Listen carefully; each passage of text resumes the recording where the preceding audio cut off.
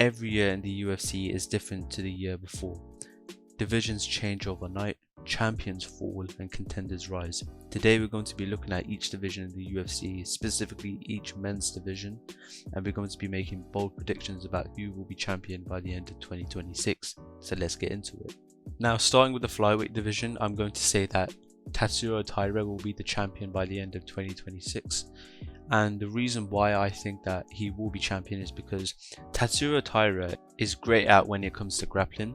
And when we look at Joshua Van, yes, we know that he has great takedown defense. His wrestling ability and understanding of how to defend himself from wrestling is there. We've seen it in his fight with Ray Susuria, if that's how you say his name. But the fact is that we haven't really seen, Joshua deal with the guy that can, really work that jiu-jitsu, work that type of grappling where he latches onto you. And we know that, Tatsuro Taira wants to get your back and try to submit you. He's also improved when it comes to his striking, although nowhere near the level of Joshua Van, but he does have some decent power in his hand. He can drop people. And, Joshua Van, although he is a great striker, he is quite chinny. His chin can be susceptible to people with power, and Joshua Van could get dropped by Tatsuro Taira, combined with the fact that Tatsuro is relentless when it comes to grappling, and he is like a symbiote. And based on the fact that we didn't really get to see Pantoja implement his style, that mystery factor is there, the unknown is there, as we didn't really get to see the full potential of Joshua Van when it comes to deal with those types of grapplers, as that fight ended quite quickly. So I'd say because of those factors, I am leaning slightly towards Tatsuro Taira, based on the fact that grappling is there, striking is getting better, decent power in his hands, and I do see the fact that he can be able to stop him and get a submission. So I'm leaning towards Tatsuro Taira to be champion of the flyweight division in 2026. Now, moving on to the bantamweight division, I'm going to go towards Petr Yan. Now, when it comes to Petr Yan, I think that no one can beat him because he has a skill set that is very, vast and very technical, and he thrives in all aspects when it comes to MMA. That striking he has when it comes to boxing, kickboxing, Muay Thai, it's all there. The wrestling he has, being able to take people down and be able to, stop takedowns and having great takedown defense. His jiu-jitsu defense is also there. When we saw the fight with Aljamain Sterling is a world-class grappler. That guy is able to, submit people and have people in uncomfortable situations. Although he lost the fight in the rematch, that, submission defense was there, and that is something to look out for when it comes to Petr Yan. When it comes to fighting people like Umar Nurmagomedov, Merab again in another rematch, or Sean O'Malley, those types of guys, I don't see, beating Petr Yan. Umar, yes, he has a great Dagestani wrestling style, but we've seen Petr deal with heavy, wrestlers that can push the pace forward, with his fight with Merab. Merab can't beat him because he just demonstrated that he got dominated last time. And Sean O'Malley, in the first fight, I do believe that Petr Yan got robbed, but if they have a rematch, going 5 rounds this time, Petr, has downloaded the data. I do see Petr Yan winning this time, being able to, strike with O'Malley. Although O'Malley's striking is world class, he's really good. He caught Petr a few times. I feel like Petr's ability to adapt and, read people can catch O'Malley this time and beat him in the rematch. So I see Petr Yan being the champ of the bantamweight division in 2026 and remaining, as the king of the division. Now, in the featherweight division, I do see Alexander Volkanovski being, the champion in 2026. I do see him beating Diego Lopez in the rematch. When you look at the first fight with Diego Lopez and Alexander Volkanovski, Diego had some great moments, was able to drop him. But the key weakness when it comes to Diego is that his chin is always in the air. He's susceptible, to getting points landed on him. Although Diego won't get knocked out, Volk is smart of moving away, in and out of range, landing shots popping off, okay?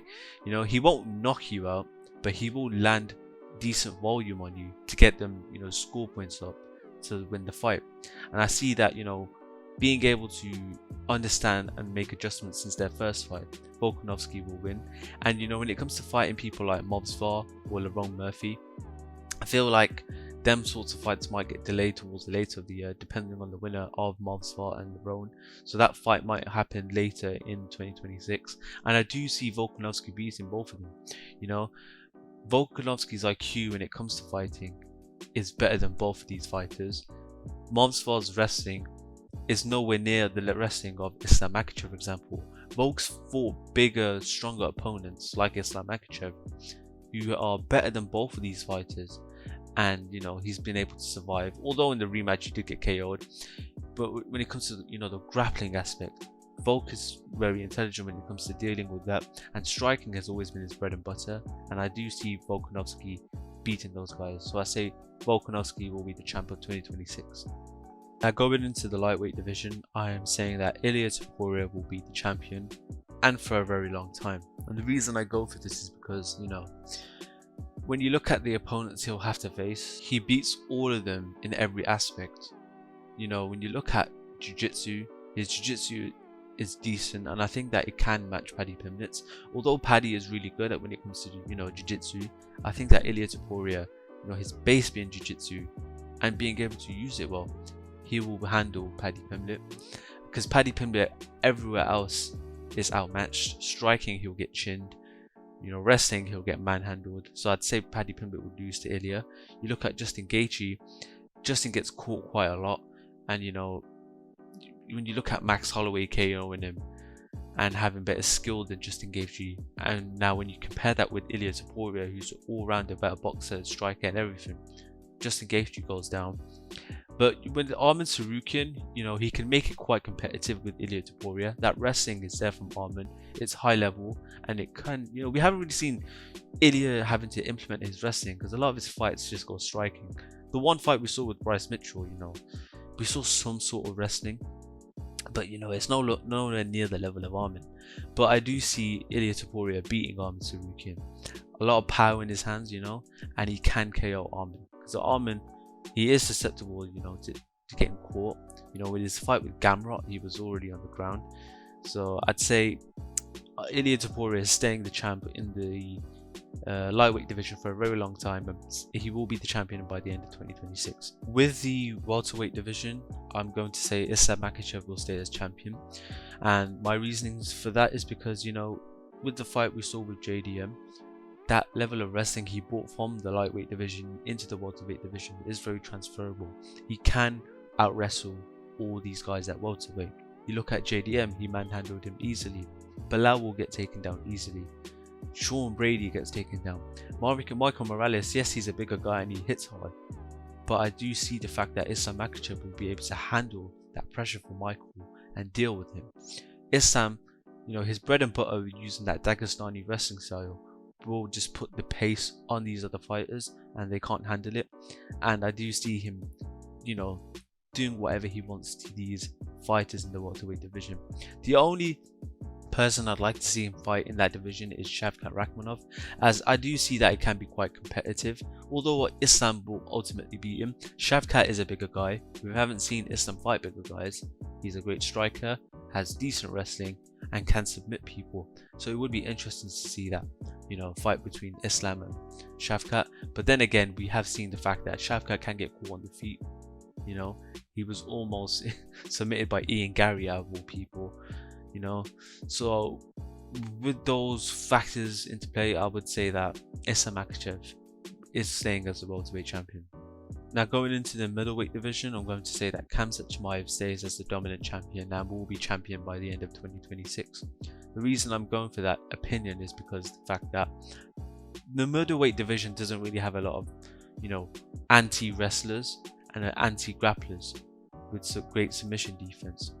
The fight we saw with DDP, yes, Dricus had great submission defense, but his wrestling just isn't there, and that type of wrestling will take some time to develop. So, you know, when you look at fighters that he'll have to face like Sean Strickland, Nasruddin Imavov, you know, a lot of these fighters are just kickboxers or, you know, just strikers.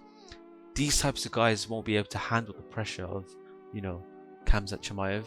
A lot of people say that Sean Strickland is a decent wrestler.